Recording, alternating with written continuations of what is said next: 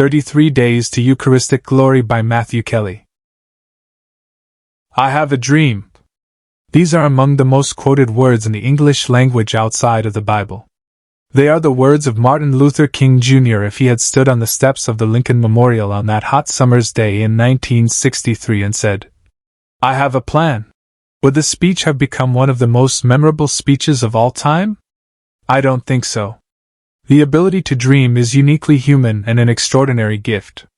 This God-given ability to look into the future and imagine something better, then return to the present and work to bring about that better future, is remarkable. And yet, sadly, it is massively underemployed in most people's lives. Think on it for a moment. When was the last time you used your God-given ability to chase down a personal dream? When was the last time, together as Catholics, we had a common dream and pursued it with relentless passion? I believe it is time we all started dreaming again. I realize the first response of many will be to tell us why it won't work before we have even begun. But it is time to move beyond this defeatism and dream again as Catholics. Where are the possibility thinkers of our age? Will you be one? This is the time for Catholics to start dreaming, to envision bold possibilities, and to work together in collaboration with God to make those dreams a reality. So, let me tell you a little about my dream, and then perhaps it can become our dream. One dream. We have a dream of consecrating the whole world to the Eucharist. One person at a time. One marriage at a time. One family at a time. One neighborhood at a time. One parish at a time. One diocese at a time. One country at a time. The whole world consecrated to Jesus in the Eucharist. Join me in this dream and together we can do something bold and visionary. It is a bold dream. But isn't that what is needed? Be bold and mighty forces will come to your aid, was Goethe's insight. Those mighty forces are Father, Son, Holy Spirit, and all their angels and saints. Isn't it time Catholics did something bold? It is my fervent hope that my dream will help fuel your dreams and together as Catholics we will become a people of possibility again. What is consecration? Consecration is to devote yourself to God and make yourself 100% available to carry out His will on this earth. It is an act of unconditional surrender to God. Through the act of consecration, we dedicate ourselves abundantly, wholeheartedly, and completely to the will of God, surrender our distractions and selfishness, and promise to faithfully respond to God's grace in our lives. In the book of Exodus, after the incident with the golden calf, Moses realized that the people had lost their way, and so he called them together and said, "Consecrate yourselves today to the Lord, that He may bestow upon you a blessing this day." Exodus 32 verse 29. In the first book of Chronicles, after God chose Solomon to lead, David gave everything he had over to God and the people of Israel. And then he asked, "Who else among you will contribute generously and consecrate themselves to the Lord this day?" 1 Chronicles 29 verse 5. In the book of Joshua, God's chosen people entered the promised land after wandering in the desert for 40 years. Joshua asked the priests to carry the Ark of the Covenant before the people and said, "Consecrate yourselves to the Lord, for tomorrow He will do wonders among you." Joshua 3 verse 5. For the Jewish people, the Ark of the Covenant was God's dwelling place on earth, God's presence among them. The Eucharist is God dwelling among us. And so, today I say to you, with Moses, David, and Joshua, consecrate yourselves today to the Lord, that He may bestow upon you a blessing this day. Who else among you will contribute generously and consecrate themselves to the Lord this day? Consecrate yourselves to the Lord, for tomorrow He will do wonders among you. 33 Days to Eucharistic Glory is the first ever guide to Eucharistic consecration. Catholics have consecrated themselves to the Immaculate Heart of Mary, to the Sacred Heart of Jesus, to Saint Joseph, Saint Raphael, Saint Michael the Archangel, Saint Anne, the Holy Spirit, the Miraculous Medal, Our Lady of Guadalupe, the Mediatrix of all grace, Our Lady of Fatima, Our Lady of Lourdes, Our Lady of Czestochowa, Our Lady of Mount Carmel, Our Lady of Sorrows, and to the Holy Trinity. I believe it is time we consecrated ourselves to Jesus in the Eucharist. It is time for a Eucharistic consecration. The incredible journey before you. You are about to embark on an incredible journey. This isn't just another book. It is an invitation to participate in a sacred journey, a spiritual pilgrimage. It's a guide that will lead you to the essence of what it means to be Catholic. And it will change your life in the most marvelous of ways. Eucharistic consecration will take your spiritual life to unimaginable new levels, but it will also energize the way you participate in relationships, ignite a new curiosity about yourself and others, transform the way you think about money and things, refocus your professional life, liberate you from many of your fears, doubts, and anxieties, make you aware of the hopes and dreams God has placed in your heart, and breathe new life into your appreciation for the genius of Catholicism. Along the way you will meet many people who desperately need what you are holding in your hands right now. I hope you will share it with them. By sharing this Eucharistic way with them, you will become a Eucharistic missionary, preparing their hearts for Jesus to enter and transform their lives. Crisis of faith. The Catholic Church in America has been in crisis for decades. This is an uncomfortable truth, but one that will not change unless we face it. Modern Catholics are experiencing a crisis of faith. Materialism and secularism have been eroding the faith of Catholics for decades. The result is most starkly recognized in the research that shows only 31% of Catholics in the United States believe Jesus is truly present in the Eucharist. Here are a few more statistics that reveal the depth and breadth of this crisis. More than 50 million Catholics in the United States have stopped practicing their faith over the past 30 years. More than half of all American adults raised Catholic, 52%, have now left the Church. Only 8% say returning to the Catholic Church is something they could imagine doing. We have closed a Catholic parish in the United States every 3 days for the past 35 years. We have closed a Catholic school in the United States every 4 days for the past 25 years. Over the past 50 years we have lost a Catholic priest from active service every day in the United States due to retirement, death, men who have left the priesthood voluntarily, or those who have been removed. In 1973 there were 58,000 priests in the United States. The average age was 35, and only 10% were over the age of 65. Today there are 37,000 priests in the United States. The average age is 64. And 40% are over the age of 65. 3,500 parishes in the United States are now without a resident priest. These numbers are real, but statistics are cold. Behind each of these vast numbers is a human being, and a soul, and a family, often a marriage, and more often than that, parents who suffer wondering why their child no longer goes to Mass and what went wrong along the way. We have all been impacted personally by these statistics. But there is another aspect for us to keep in mind as we chart a path forward. I tried to capture it more than 20 years ago, in the opening line of the first edition of Rediscover Catholicism. The Church, like so many other things in life, is not so much something we inherit from generations past, or take over from our predecessors, as it is something on loan to us from future generations. The Catholic Church is on loan to us from future generations. The negative trends above are only part of the picture. Wherever the Catholic faith is authentically lived out, the genius of Catholicism still has the power to attract people of all ages and help them make sense of life. In 2014 in the United States there were 708,979 infant baptisms, 44,544 adult baptisms, and 70,117 adults received into full communion.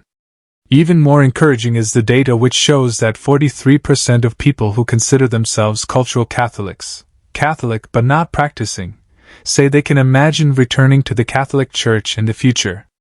We need to forge the kind of future that will bring them back.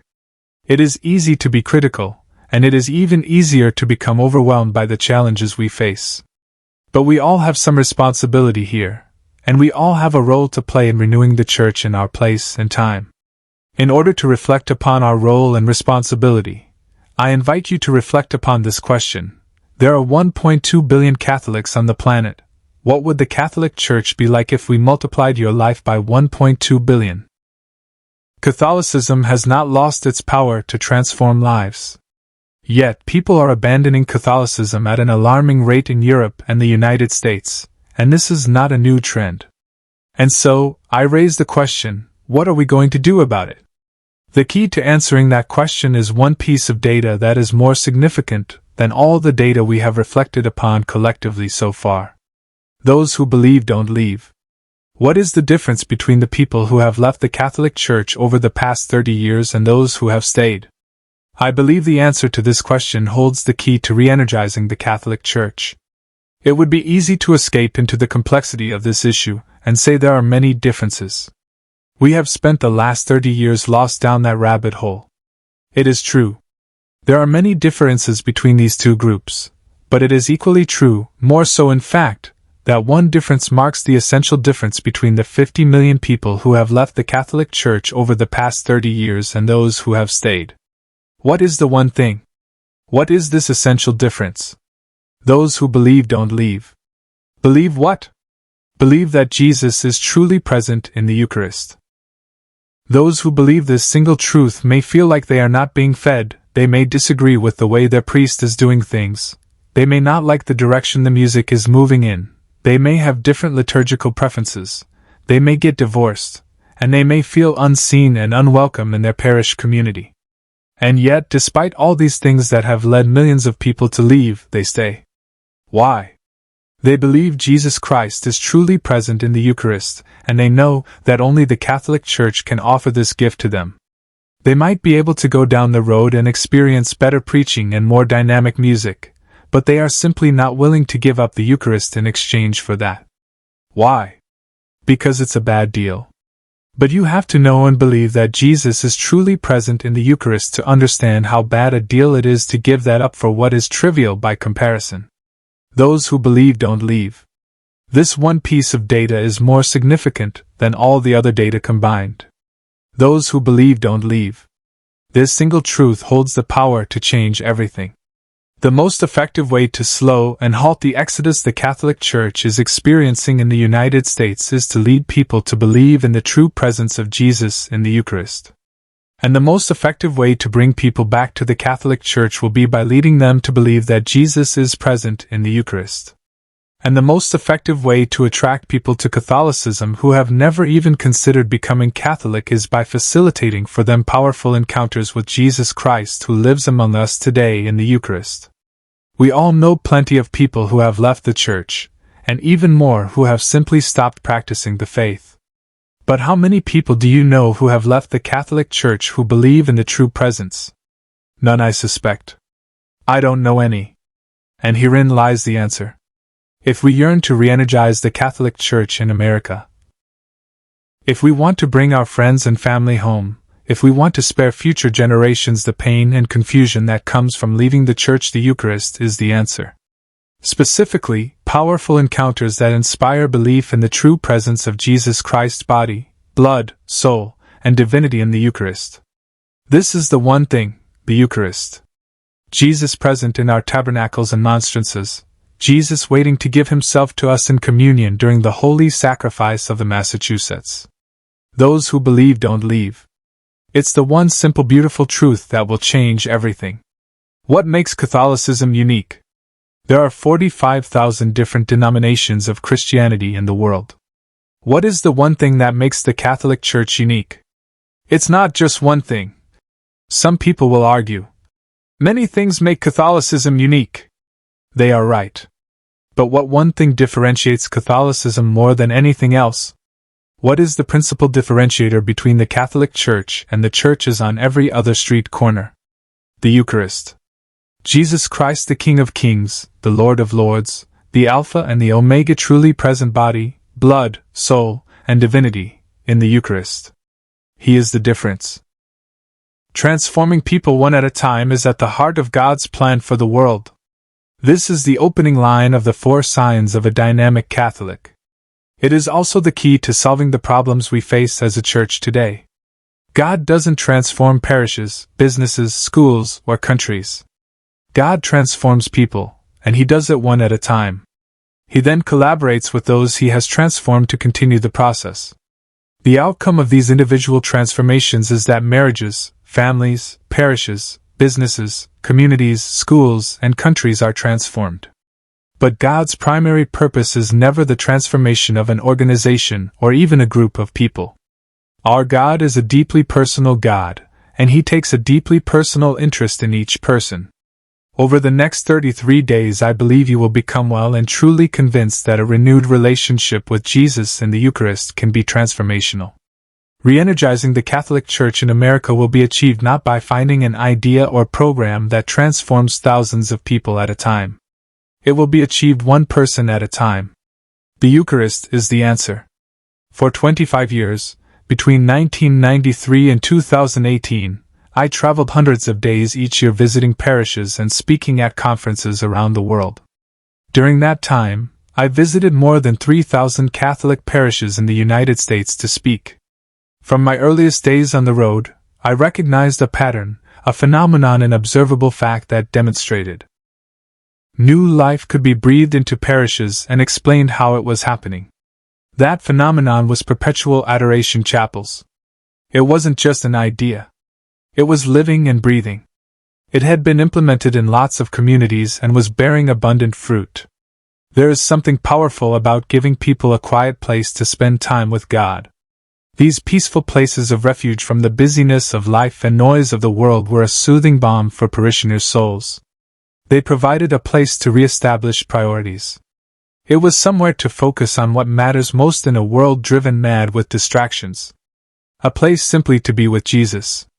Did I notice other initiatives having powerful renewal effects in parishes? Yes, another trend I noticed was the outsized impact Christ Renews His Parish was having on parish renewal. But nothing was more powerful than the impact I saw perpetual adoration chapels having on parishes. But it isn't enough just to build an adoration chapel. The introduction of an adoration chapel into a parish was more successful in some places than in others. Why? Those parishes that were most positively impacted by an adoration chapel were those that had an active ministry surrounding it. Those standout parishes were dedicated to inviting and encouraging new people to participate every month. They tried to get everyone in the parish involved in some way, rather than having the same few people who do everything in the parish sign up for the time slots and then putting it on autopilot. I have seen so many lives transformed by perpetual adoration chapels. Those people then engage in their marriage, family, work, and parish on a whole new level as a result, continuing the ripple effect of Christ's presence in the world. We shouldn't be surprised. It shouldn't be a grand revelation. It should be obvious. Give people the chance to spend time in the presence of Jesus, and their lives will be changed. It's simple. It's beautiful. And it works.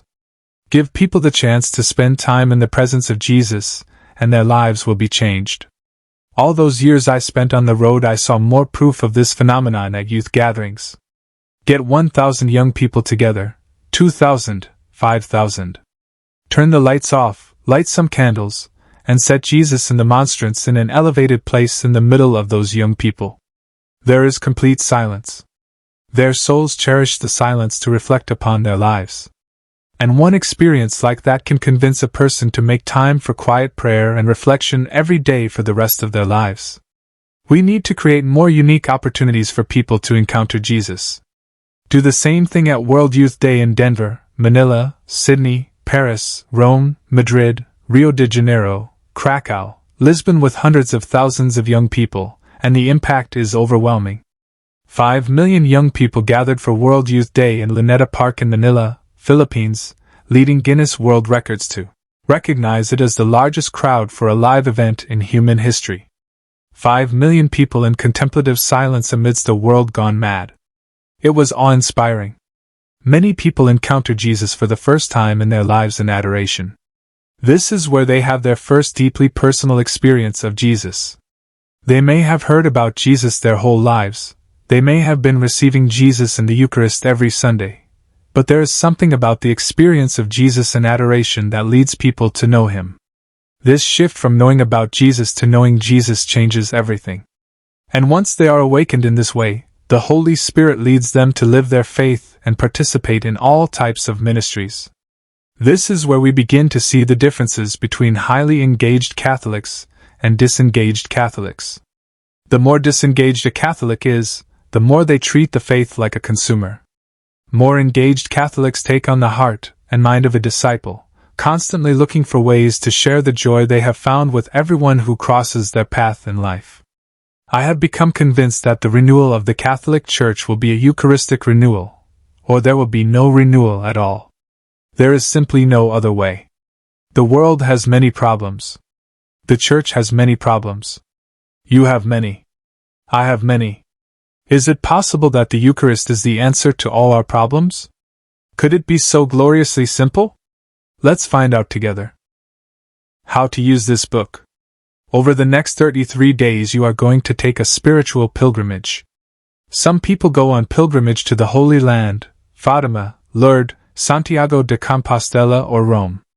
I hope you can join us one day on one of our amazing pilgrimages to these places. But this spiritual pilgrimage you can make in the comfort of your favorite chair. And yet, it will be the longest journey you ever make without moving an inch. A pilgrimage is a sacred journey with a specific intention. Our journey will be an inner journey, and our specific intention is Eucharistic consecration. This book is intended as a handbook for your spiritual pilgrimage. The readings, prayers, and other resources are arranged day by day and under a weekly theme. This is a time of preparation for the profound experience of Eucharistic consecration. The reflections are designed to be deeply spiritual and intensely practical. This preparation will require about 15 minutes each day. Here is a step-by-step guide to each day. 1. Find a quiet place. 2. Read the reflection. 3. Ponder the one idea that struck you most from the reading for a few minutes. 4. Pray the spiritual communion. 5. Look for opportunities to adopt the virtue of the day amidst your daily activities. 6. Have a great day. The journey will last 33 days. 4 weeks and 5 days. Each week is arranged around a theme and designed to prepare you for your consecration on day 33, but also to educate and inspire you about the extraordinary power of the Eucharist. Week 1, the Eucharist and the Pilgrim. Week 2, the Eucharist and the Saints. Week 3, the Eucharist and you. Week 4, the Eucharist and history. The final days, the moment of surrender. If you miss a day, don't get discouraged, and don't quit. Every evil force in the universe wants you to do that. You will feel the pull of those evil spirits at times. And the pull of those evil spirits will be tempting you to abandon this pilgrimage. Don't. See those temptations for what they are, proof that what you are doing is a powerful spiritual exercise that is going to bear abundant fruit in your life and for the world. If you miss a day, or 2 days, or even 5 days, do not give in to discouragement. Discouragement doesn't come from God. If you miss days, simply read the days you missed, and keep moving forward. You will be tempted to abandon this journey, or tempted to go back and start again. Don't. This again is just the pull of evil spirits that do not want you to complete this consecration. If you started praying the rosary and started over each time you got distracted, you would never finish a single rosary. Stay the course. Don't give in to distraction or discouragement. No matter what, 33 days after you start, consecrate yourself to Jesus in the Eucharist. Day 33 lays out clearly how to complete the act of consecration. All that's left to do now is select a start date. You can start your spiritual pilgrimage any day you wish.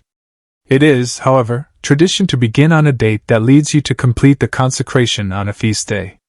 With that in mind, you will find a chart at the end of this section with some options for starting your journey. More options are available at the website eucharist.us. But keep in mind that the Church honors at least one saint or solemnity every day of the year. Some people like to conclude on the feast day of their favorite saint, or the saint they were named after. And if you wish to start today, it is just a matter of calculating which feast day will be your day of consecration. I do think it is good to know, before you begin, so you can call on that saint's intercession along the way, especially during moments of difficulty and discouragement. Let the pilgrimage begin. As you set off on your pilgrimage, let me share a short story. Many years ago, I met a Muslim man. We were working together on a project, and we came to know each other. I asked him questions about his faith, and he asked me questions about Christianity and Catholicism. This went on for over 2 years until the project was finished. Throughout this time, there was one question I wanted to ask him but had held back. On the last day of the project there was a little downtime in the afternoon, and Providence opened a door. "Can I ask you one more question about your faith?" I began. "Sure. Anything," he replied. "We have spoken about Catholic beliefs surrounding the Eucharist. So I was wondering, if you believed you could consume Allah under the guise of bread, what would you be willing to do in order to receive such bread?" He looked at me for a long time. It might have been 5 minutes. It felt like an hour. At first, I thought I may have offended him in some way. But he was a man of deep thought, and it became clear he was seriously considering my question. Then a look came over his face, he cleared his throat, and he said, "If I believed as you described, I would crawl naked over red-hot broken glass to receive such bread." Quite a contrast to how disrespected the Eucharist is by so many Catholics today. Over the next 33 days I will be praying and fasting for you. I pray it will be a profound and deeply mystical journey. May the Eucharistic glory of Jesus Christ find a home deep in your soul and remain with you forever. Jesus waits for you in the Eucharist, in our tabernacles and monstrances, and on the altar at every Mass celebrated.